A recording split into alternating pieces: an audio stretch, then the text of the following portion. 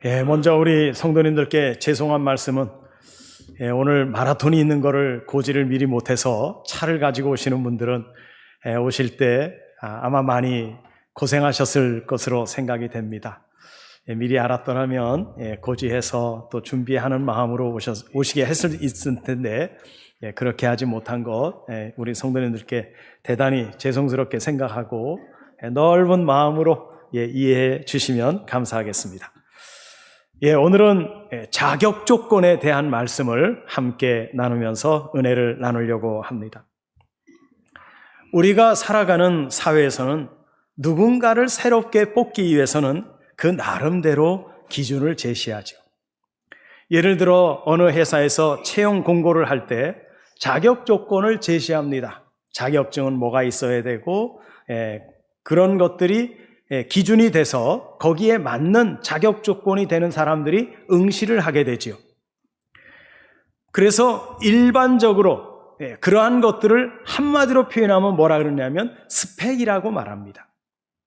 스펙이 좋은 사람, 스펙이 좀 떨어지는 사람 이렇게 구분을 하게 되는데 그 스펙은 한마디로 표현하면 내가 어떤 직장을 구하기 위해서 학력이나 또는 학점, 토익 점수 이러한 것들이 다 합해지고 거기에 자격증 이러한 것들도 합해지면 스펙 안에 들어가게 됩니다. 그래서 사람을 뽑을 때 그러한 스펙을 통해서 이 사람은 우리 회사에서 필요한 사람, 아닌 사람 이러한 것들을 가지고 자격을 심사하게 되죠. 오늘날 우리가 사는 이 세상은 스펙이 힘이에요. 그래서 이 스펙을 사람들이 쌓으려고 무진 애를 씁니다. 오래전에 이러한 관념을 뒤흔드는 책 한 권이 출간이 됐습니다. 2010년도 3월 달에 출간된 책인데 책 제목이 뭐냐면 이야기가 스토리를 이긴다. 그런 제목이에요. 이야기가 스토리를 이긴다. 스펙을 이긴다. 이 책에서는 상대방에게 신뢰를 주는 가장 빠른 길은 스펙이 아니다. 그럼 뭐냐? 그 자신 개인의 역사와 이야기라고 말합니다. 그 자신의 이야기가 스펙을 이길 수 있다는 거예요. 또 다른 관점에서 보면 메마른 스펙보다는 자신의 삶을 더 따뜻하게 할 수 있는 자신의 이야기가 또 다른 조건이 아닌가 이런 생각을 갖게 되지요. 그런데 사실 세상에서는 스펙이 없이는 명함을 내밀기가 사실 쉽지는 않은 건 사실입니다. 어느 한 큰 회사에서 사람을 채용을 하는 공고를 내고 사람들이 그날에 이제 이 채용 시험을 이제 보는 그러한 시간이 됐습니다. 면접을 보는 그 자리에 그들이 오는 길목에다가 휴지를 쫙 뿌려놨어요. 그리고서는 이 회사에 채용 담당하는 최고 대장인 사람이 이 사람 가운데에서 오는 사람 가운데에서 어떤 사람을 뽑을 것인가.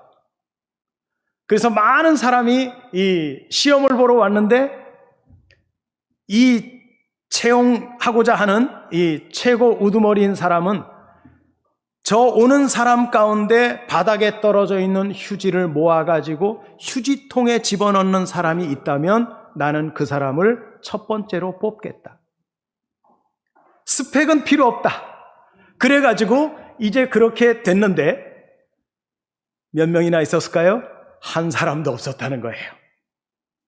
그래서 뽑긴 뽑았겠지만 그런 이야기를 가지고 있는 따뜻한 마음을 갖고 있는 사람은 찾지 못했다는 얘기입니다.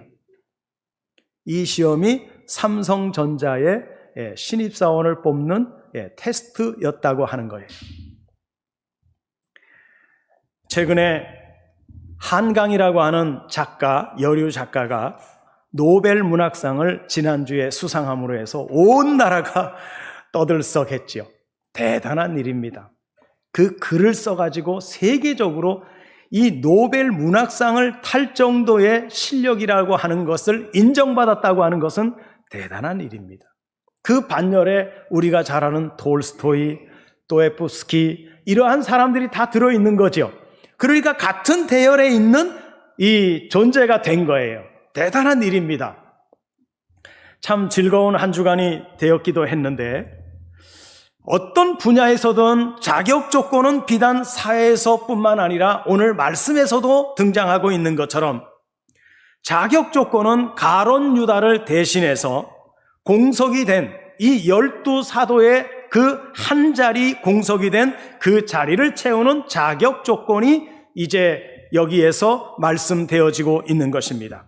그렇다면 하나님의 구원 사역에 필요한 자격 조건은 무엇이었을까? 첫째는 예수님의 가르침을 따르는 사람이어야 한다는 거예요. 예수님의 가르침을 따르는 사람. 21절과 22절 상반절을 보면 이러함으로 요한의 세례로부터 우리 가운데서 올려져 가신 날까지 주 예수께서 우리 가운데 출입하실 때에 항상 우리와 함께 다니던 사람 중에 하나를 세워, 이렇게 말합니다. 초대교회 성도님들은 주님께서 약속하신 성령의 임재를 갈망하면서 마음을 같이해서 오로지 기도하기에 힘쓰던 때였습니다. 누가는 그때 모인 사람의 수가 120명 정도가 됐다고 말하고 있는데, 그 모임 가운데 베드로가 일어나서 이제 유다를 배반해서, 오늘 이 유다의 배반이 성령이 다윗을 통해서 예언했던 말씀을 성취된 사건이라고 말하면서 이렇게 말합니다. 오늘 본문 중간에 있는 내용이에요. 사도행전 1장 20절에 보면 그들의 거처가 황폐하게 하시며 그들의 장막에 사는 자가 없게 하소서, 이 말씀이 응했다라고 말하는 것입니다. 그래서 초대교회 당시에는 이 말씀을 메시아에 대한 예언으로 받아들이게 됐지만은, 그런데 오늘 베드로는 가론 유다 또한 12사도 중에 회개의 임무를 맡았던 사람이었는데 그가 예수님을 배신했다는 얘기죠. 그래서 시편 108편 9절에 보면 그의 직분을 타인에게 빼앗기게 하셨다, 이렇게 말씀을 인용을 하게 됩니다. 그래서 오늘 이 자리에서 사도 한 사람을 더 뽑아야 된다라고 하는 명분을 제시하고 있는 거예요. 그래서 이 사도의 직분은 다른 게 아닙니다. 영혼에 대한 감독의 직무를 의미합니다. 이 직무는 어떻게 보면 오늘날 이 시대를 살고 있는 우리의 직무이기도 하지요. 영혼에 대한 감독 또는 남을 섬기는 일을 이 사도들이 감당을 했었던 것입니다. 이 사도는요, 어떤 사람의 자격이어야 되냐면 오늘 본문에도 나오지만 예수님과 함께 대면하고 이야기를 나눌 수 있어야 되고, 그 다음에 예수님을 직접 만났던 사람, 그래서 예수님이 태어날 때부터 예수님이 십자가 지시고 돌아가시고 부활하는 것까지 눈으로 목도하고 체험한 사람들이 자격 조건의 첫 번째였습니다. 그래서 공생의 전반부터 예수님의 십자가 사건이 있은 데까지, 승천할 때까지 함께 그것을 눈으로 보고 확인했던 사람을 이야기하는 것입니다.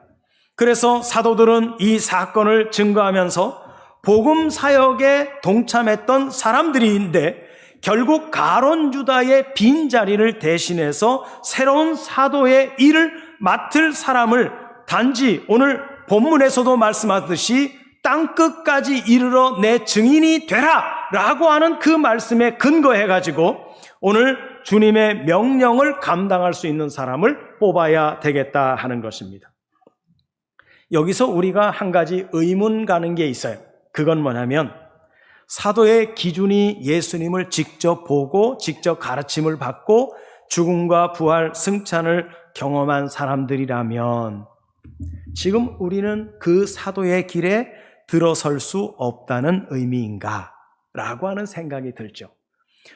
예수님의 12제자 이외의 사도가 아닌데 오늘 이 시대를 살고 있는 우리는 사도의 자격이 없는 것인가? 이런 생각을 갖게 되지요.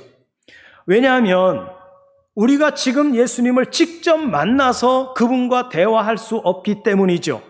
그러나 사도들이 감당했던 그 직무를 오늘날 우리가 이어받아서 그 직무를 행하고 있다는 것에 오늘 우리가 힘을 얻을 수가 있는 것입니다. 하나님은 오늘날 사도도 필요했지만 그 사도들의 직무를 이어가야 할 오늘날 성도들을 하나님이 찾고 계신다는 거예요. 우리가 그 직무를 할 수 있다고 하는 것 자체가 우리 또한 사도의 직무에 해당되는 삶을 살아야 된다는 것을 말씀하는 것입니다. 성경은 이렇게 말합니다. 내 증인이 되어라. 내 증인이 되어라.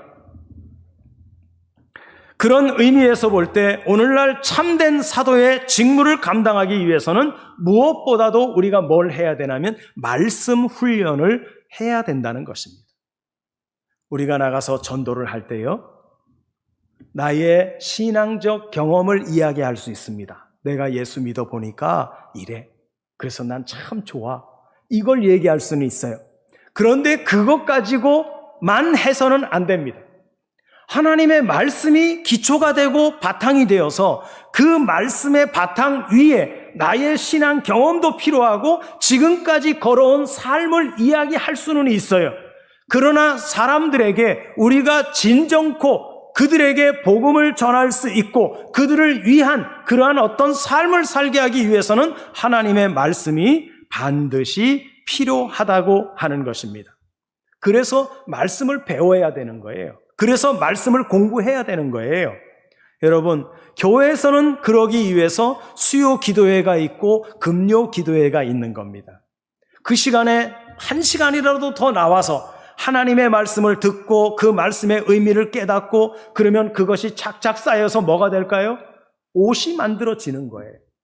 한마디로 그리스도의 옷이 내게 입혀지는 거예요.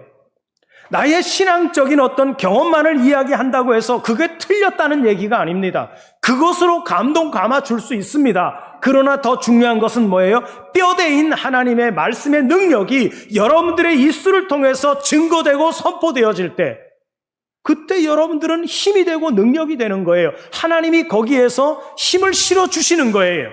오늘 가론 유다의 빈자리는 우리가 복음을 전파하기 위한 사명을 감당하기 위한 빈자리라고 하는 사실을 잊지 않았으면 좋겠습니다. 이 당시에는 마띠아라고 하는 사람이 뽑혀서 그 자리를 대신했지만 오늘날 이 시대를 살고 있는 우리에게 있어서 그 가론 유다의 빈자리는 우리 자신의 빈자리가 되어야 할 것이라는 겁니다. 그렇기 때문에 우리가 구원 사역에 동참하는 사역자들로 세워지기 위해서는 무엇보다도 뭐가 필요해요? 말씀 훈련이 필요하다는 것입니다. 체계적인 말씀을 훈련을 통해서 땅끝까지 이르러 복음을 증언하는 사도적 삶이 되어야 하는 것입니다. 두 번째는요, 예수님의 부활을 증명할 수 있는 담대함이 있어야 돼요. 담대함. 22절 하반절에 보면 우리와 더불어 예수께서 부활하심을 증언할 사람이 되게 하여야 한다 그럽니다. 여러분, 사도행전 전체를 읽어보시게 되면요, 증언의 역사예요. 제자들이 하나님을 만나고 예수 그리스도를 만남으로 말미암아서 변화되어 가지고 이제 그들이 그 말씀 한 자락을 붙들고 그들이 사형대에 가기까지 하나님의 복음을 선포하면서 증언의 삶을 살았던 내용들을 사도행전에 베드로를 위시로 하고 후반부에는 사도 바울을 위시로 해서 이 사도행전이 적혀져 나갔던 모습을 보게 됩니다. 그 이유는 1장 8절에 오직 성령이 너희에게 임하시면 너희가 권능을 받고 예루살렘과 온 유대와 사마리아와 땅끝까지 이르러 내 증인이 되리라. 여러분, 성경이 말하는 땅끝은 어디일까요? 우리가 알지 못하는 저 아프리카의 이 이름도 모르는 그곳이 땅끝일까요? 저는 그렇게 생각하지 않습니다. 나를 중심으로 볼 때 아직도 내 주위에 복음이 받아들여지지 않은 곳은 저는 그곳이 땅끝이라고 생각을 합니다. 아마 어쩌면 남편이 될 수도 있고 아내가 될 수도 있죠. 우리는 땅끝까지 복음을 증거해야 될 사명을 받은 하나님의 제자들인 것입니다. 예수님께서도 이렇게 말하셨어요. 마태복음 28장 18절 이하에 보면 하늘과 땅의 모든 권세를 내게 주셨으니 그러므로 너희는 가서 모든 민족을 제자로 삼아 아버지와 아들과 성령의 이름으로 세례를 베풀고 내가 너희에게 분부한 모든 것을 가르쳐 지키게 하라. 볼지어다 내가 세상 끝날까지 너희와 항상 함께 있으리라고 말씀하셨습니다. 가룟 유다를 대신해서 새로운 사도로 선출될 사람이 감당해야 할 사명이 분명히 제시되고 있습니다. 사도로 선출되면 무엇을 해야 될 것인가? 증언의 삶을 살아야 되는 것입니다. 그것도 담대함이죠. 증언할 수 있는 사람은 조건이 있어요. 그건 뭐냐? 직접 목격을 해야 된다는 거예요. 그래야만 그가 목격자로서의 증언적 삶을 말할 수 있기 때문인 것이죠. 그래서 사도행전에서는 계속 그러나 하나님이 죽은 자 가운데서 그를 살리셨으니 우리가 이 일의 증인이로다. 베드로의 설교입니다. 베드로는 예수님의 죽으심을 직접 눈으로 목격했던 사람입니다. 부활도 목격한 사람입니다. 그러니까 얼마나 자신감이 있습니까? 직접 보았으니까 그 말에 힘이 있고 능력이 있습니다. 하나님이 죽은 자 가운데서 그를 살리셨다고 또한 기록하고 있습니다. 부활에 대한 증언은요, 사도행전의 중요한 핵심 내용입니다. 어쩌면 복음의 핵심이기도 하지요. 베드로는 이 일에 먼저 솔선수범할 수 있었던 것입니다. 우리가 증언해야 할 복음의 내용이 바로 예수 그리스도의 죽음과 뭐예요? 부활이에요. 예수님이 죽으셨습니다. 십자가에 뭐 때문에? 우리의 죄 사함을 위해서 죽으셨습니다. 그러나 그분은 3일 만에 다시 부활하셨습니다.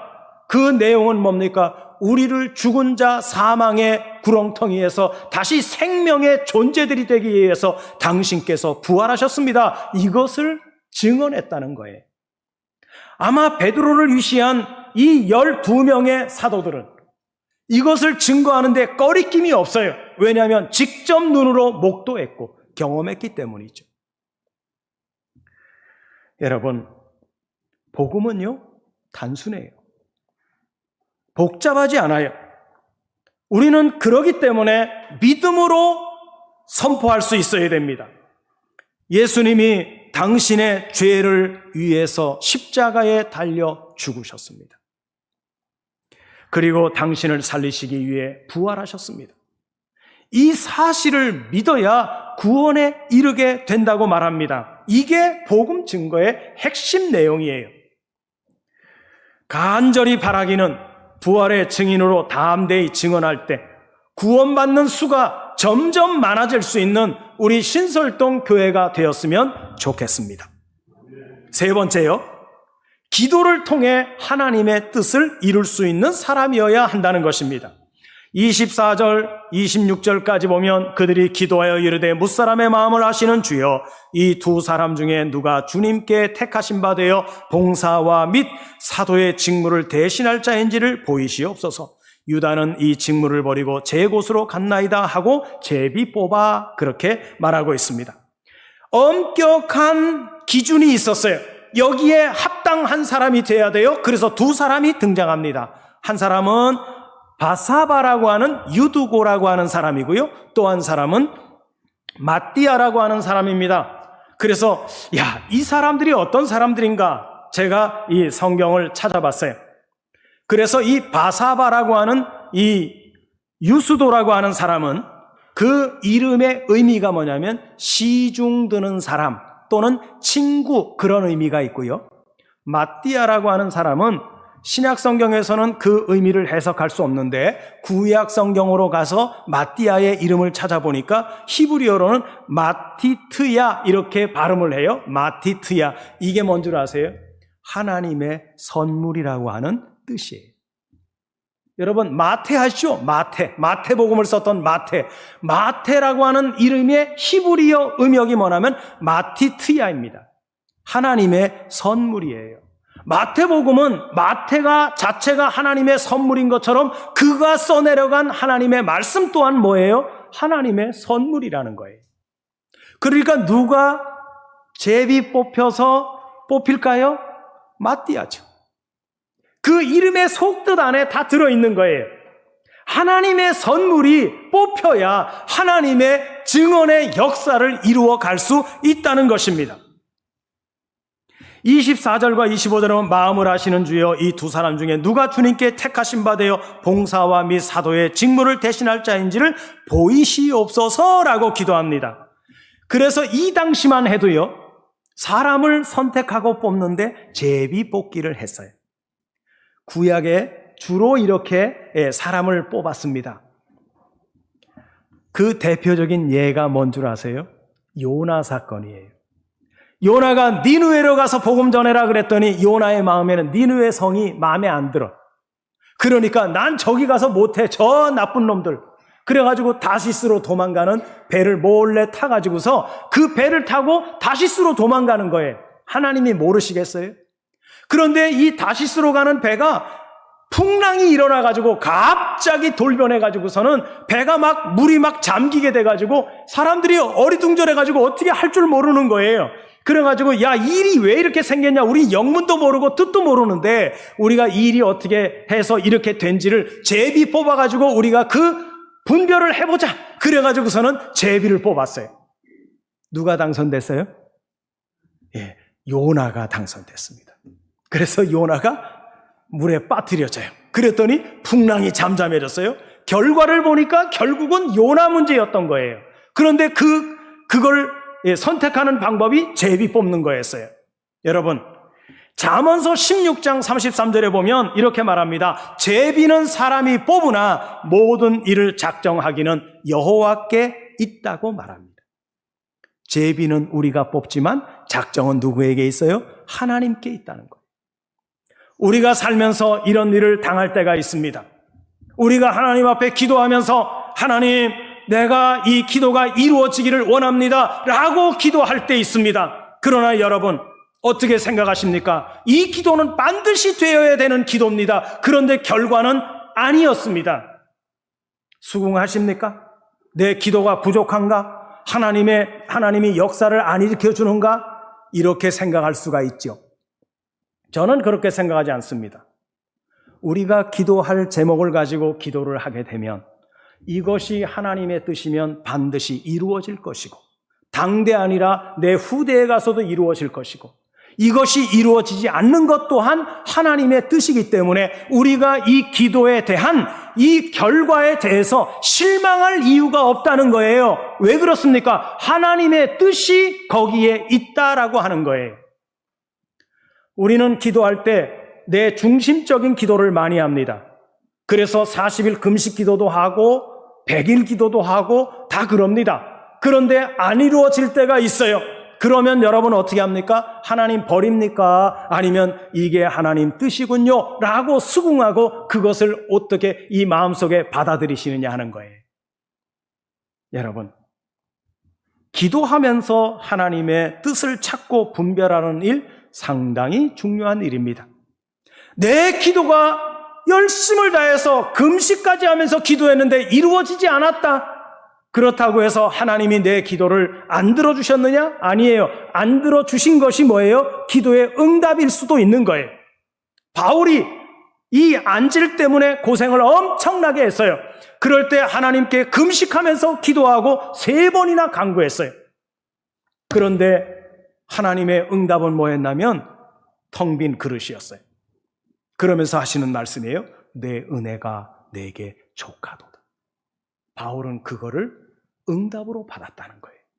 치유는 안 됐지만 더 큰 하나님의 은혜, 내 은혜가 내게 족하다. 내가 지금까지 받았던 은혜, 이것만으로도 족한 줄 알고 살라는 하나님의 뜻이라는 것을 깨닫고 나서 바울은 그 다음에 더 이상 자기의 이 아픔의 문제를 가지고 하나님 앞에 기도하지 않았다는 거예요.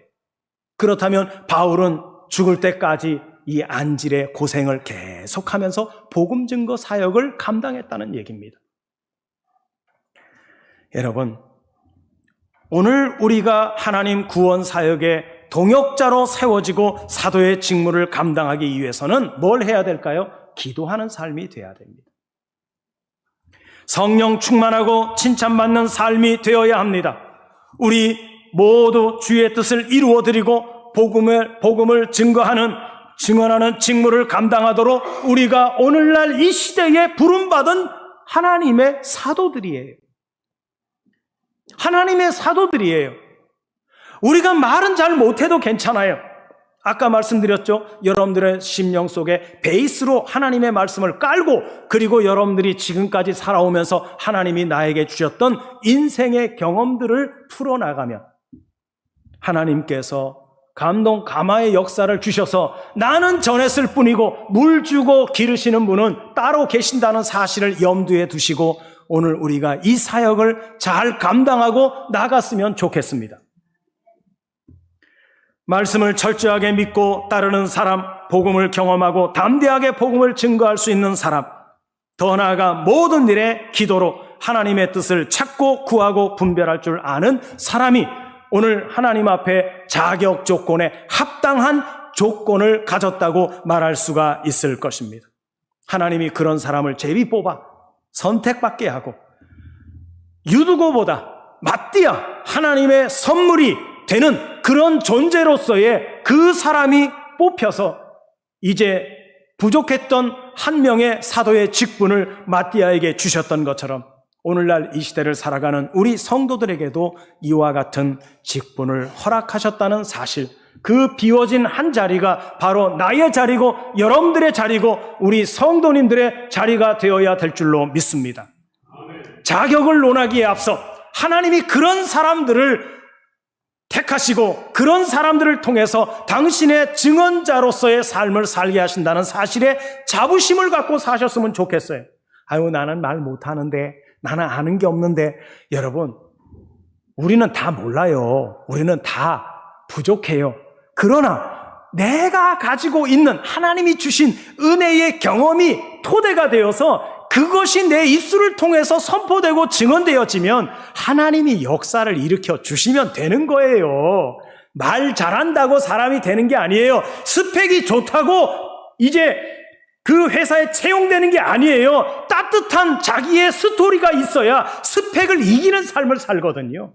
그래서 휴지 조각 하나 담아가지고 휴지통에 넣는 사람이 스펙 생각 안 하고 채용하겠다고 하는 그런 회사도 있는 것처럼 하나님은 어떤 사람들을 선택해서 당신의 제자로 삼으시겠습니까? 똑똑하고 성경을 딸딸딸 외워가지고 모르는 게 없는 박식한 박사와 같은 사람을 택하기보다 따뜻한 신앙의 결단이 있고 하나님 안에서 예수 그리스도 안에서 오직 그분만을 위해서 살고자 마음에 생각하고 사는 그러한 따뜻한 감성을 가진 스토리가 있는 그러한 신앙인을 하나님이 더 귀히 생각하지 않겠습니까?